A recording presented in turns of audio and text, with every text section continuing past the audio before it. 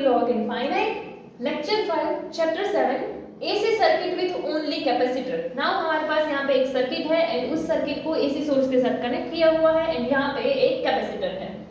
सो capacitor जो है उसे हमने AC सर्किट में कनेक्ट किया है एंड कैपेसिटर के लिए जो AC वोल्टेज है वो है V equals to Vm sin omega t.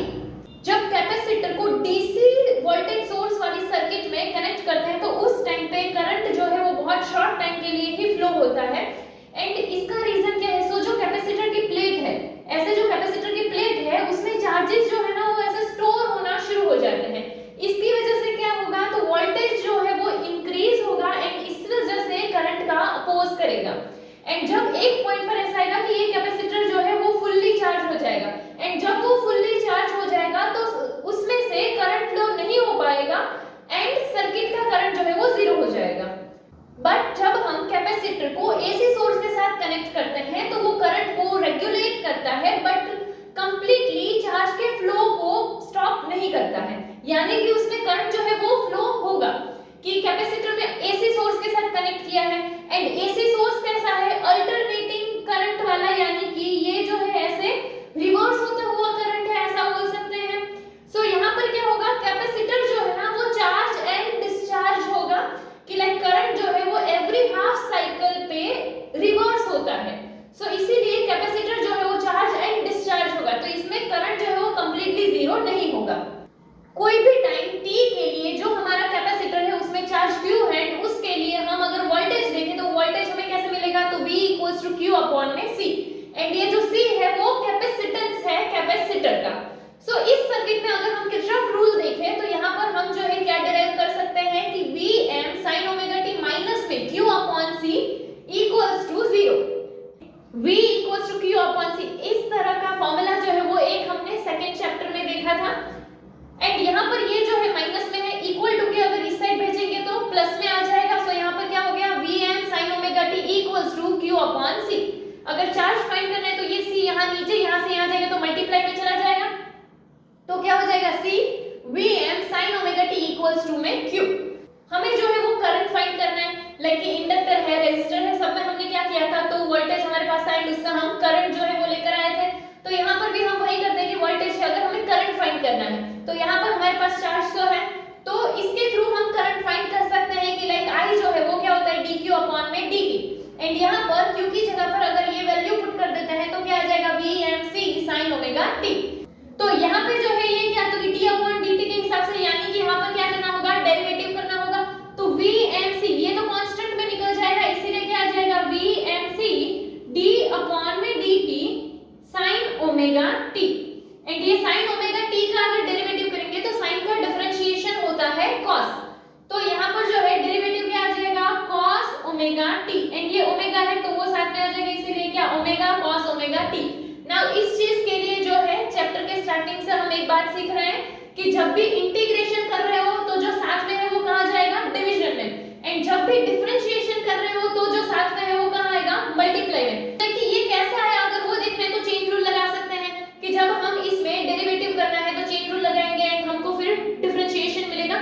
But जो इंसान चेन रूल नहीं समझ पा रहा है, शॉर्ट के लिए तुम डायरेक्टली ऐसा भी याद कर लोगे तो चलेगा कि डिफरेंशिएशन के टाइम पर जो भी साथ में हो कहाँ आएगा, इनटू में एंड इंटीग्रेशन के टाइम पर जो भी साथ में हो कहाँ पर आएगा, डिवीजन में. इसमें जो है वो इंटीग्रेशन एंड डिफरेंशिएशन का कांसेप्ट लगा है. ये जो डिवीजन एंड मल्टीप्लिकेशन का बोल रही हूँ मैं उसमें इंटीग्रेशन एंड डिफरेंशिएशन का कांसेप्ट लगा है. सो जब भी तुम डिफरेंशिएशन करते हो तो जो साथ में है वो मल्टीप्लाई में आएगा एंड जब भी तुम इंटीग्रेशन करते हो तो जो साथ में है वो डिवीजन में आएगा. तो यहाँ पर Vmc तो था ही एंड यहाँ पर हम क्या लेकर आए, ओमेगा cos ओमेगा t. तो I इक्वल्स टू में हमें ऐसा मिल गया. हम इसको एक फॉर्मूला से कंपेयर करते हैं कि हमारे पास जो एक फॉर्मूला है वो क्या है V equals to IR and अगर I के लिए फॉर्मूला चाहिए तो ये R यहाँ से यहाँ जाएगा तो क्या आ जाएगा I इक्वल्स टू में V अपॉन में R आ जाएगा. तो यहाँ पर जैसे ये नीचे अपॉन में R है तो यहाँ हम एक काम कर सकते हैं कि यहाँ पर नीचे कुछ भी नहीं है तो ये ओमेगा c है, इसको हम 1 अपॉन में ओमेगा c कर दे तो वो हो सकता है. इट्स लाइक कि देखो इससे कोई चेंज नहीं आएगा, डिनोमिनेटर का डिनोमिनेटर कहाँ जाता है, न्यूमरेटर, यानी कि वो फिर से Vm ओमेगा c के हिसाब से आ जाएगा. तो इसीलिए अगर ओमेगा c को नीचे लिखना है तो 1 अपॉन ओमेगा c लिख सकते हैं. तो यहाँ पर इसीलिए हमने क्या कर दिया Vm अपॉन में ओमेगा सी, कि ये जब सॉल्व करेंगे तो डिनोमिनेटर का डिनोमिनेटर न्यूमरेटर में चला जाएगा, तो वो ऐसा ही बनेगा। एंड जो cos ओमेगा t है वो cos ओमेगा t, तो v अपॉन में r के हिसाब से है, तो यहाँ पर ये नीचे वाला टर्म पूरा जो है वो क्या आ जाएगा 1 अपॉन में ओमेगा c, एंड ये 1 अपॉन में ओमेगा c को हम बोल देते हैं xc।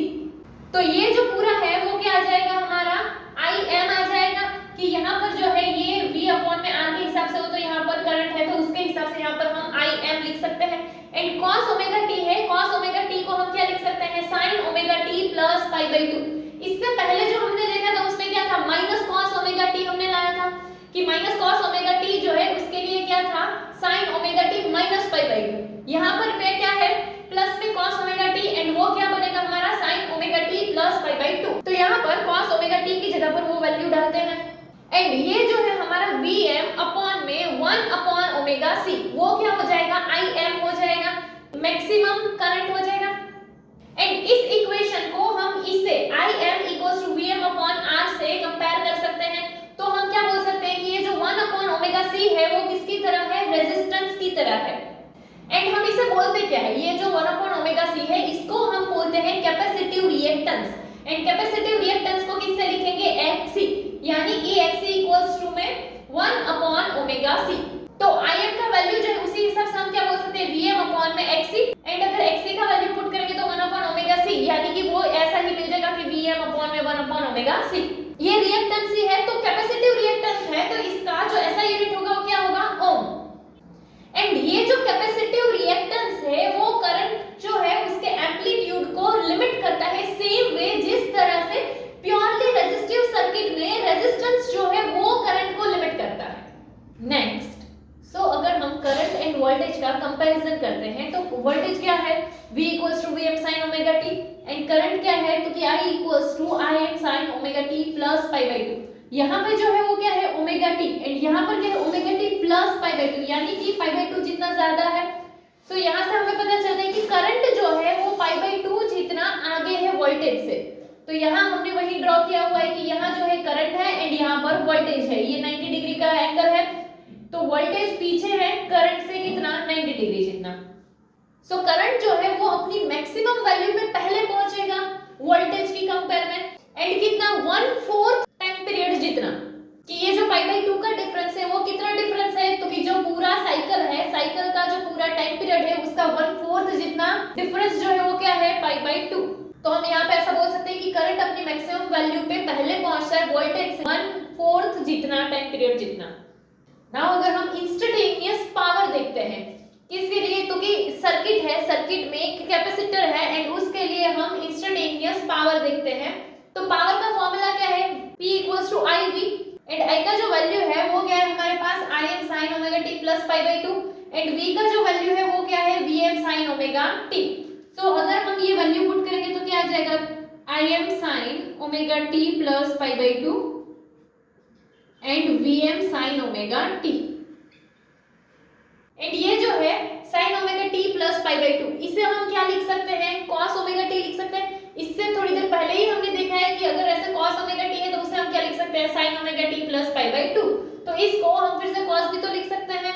सो Im का Im, एंड ये जो sin omega t plus pi by 2 था उसकी जगह क्या आ गया cos ओमेगा t, एंड ये Vm का Vm sin ओमेगा t, ये Vm एंड Im उसे ऐसे साथ में लिख देते हैं, एंड क्या आ जाएगा cos omega t and sin omega t।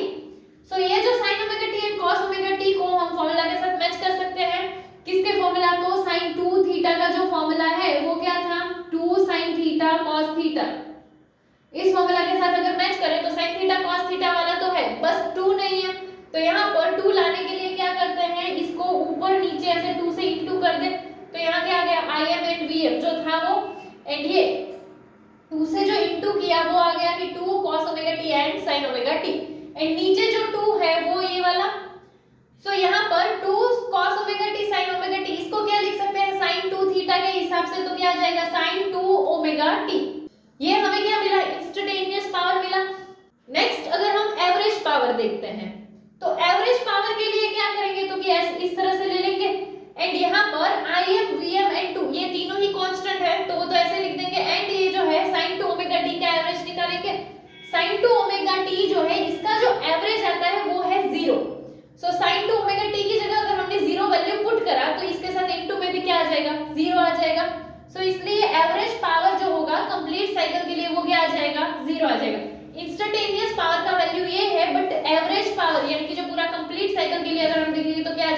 Zero आ जाएगा। ये हमने इस तरह से देखा, बट अगर हम ये ग्राफ के हिसाब से देखें तो भी बोल सकते हैं कि चलो एक यहाँ पर पाई बाई 2 वाला है, फिर यहाँ पर एक पाई वाले के हिसाब से, ये 3 पाई बाई 2 वाले के हिसाब से एंड ये 2 पाई के हिसाब से। इतना जो पार्ट है उसके लिए अगर हम देखें तो यहाँ पर ये जो है हमारा क्या, तो कि i का वैल्यू है एंड ये जो है वो किसका, v का वैल्यू है। तो यहाँ पर i पॉजिटिव है एंड v भी पॉजिटिव है। तो अगर हम ये फॉर्मूला के हिसाब से देखें i एंड v में, तो i पॉजिटिव एंड v भी पॉजिटिव। पॉजिटिव पॉजिटिव को अगर इनटू करेंगे तो आंसर क्या आएगा, पॉजिटिव आएगा, यानी कि यहाँ पर जो पावर का वैल्यू है वो पॉजिटिव है। फिर ये जो सेकंड पार्ट है इसके लिए देखें तो यहाँ पर करंट किसमें है, नेगेटिव, एंड वोल्टेज किसमें है, पॉजिटिव, यानी कि current negative voltage positive. Negative positive क्या हो जाएगा, नेगेटिव। तो ये जो सेकंड वाला पार्ट है इसके लिए जो पावर आएगा वो क्या होगा, नेगेटिव। देन हम ये जो थर्ड पार्ट है इसमें देखें तो यहाँ पर वोल्टेज कैसा है, नेगेटिव, एंड करंट भी कैसा है, negative. So negative and negative, negative negative क्या हो जाएगा, पॉजिटिव। तो इसीलिए यहाँ पर जो पावर आएगा वो क्या, पॉजिटिव में आएगा। एंड ये वाले लास्ट पार्ट के लिए देखें तो यहाँ पर जो है वोल्टेज नेगेटिव में है एंड जो करंट है वो पॉजिटिव में है। तो नेगेटिव पॉजिटिव हो जाएगा, तो नेगेटिव पॉजिटिव क्या हो जाएगा, नेगेटिव हो जाएगा। सो यहाँ पर पॉजिटिव एंड नेगेटिव ये दोनों जीरो हो जाएगा, यहाँ पर पॉजिटिव नेगेटिव जीरो हो जाएगा, यानी दोनों का वैल्यू जो है वो सेम होगा, बट एक प्लस एक माइनस। तो प्लस माइनस माइनस के हिसाब से आ जाएगा, इक्वल वैल्यू है तो जीरो आ जाएगा। सो यहाँ पे अगर हम पावर ऐसे ड्रॉ करें तो चलो ये पहले पार्ट के लिए, फिर ये यहाँ से ऐसे दूसरे पार्ट के लिए, यहाँ से ऐसे ये तीसरे पार्ट के लिए एंड ये फोर्थ पार्ट के लिए। सो यहाँ ये दोनों जो है प्लस माइनस जीरो हो जाएगा एंड ये दोनों प्लस माइनस जीरो हो जाएगा। तो ओवरऑल पूरी साइकिल के लिए देखेंगे तो पावर का वैल्यू क्या आ जाएगा, जीरो आ जाएगा।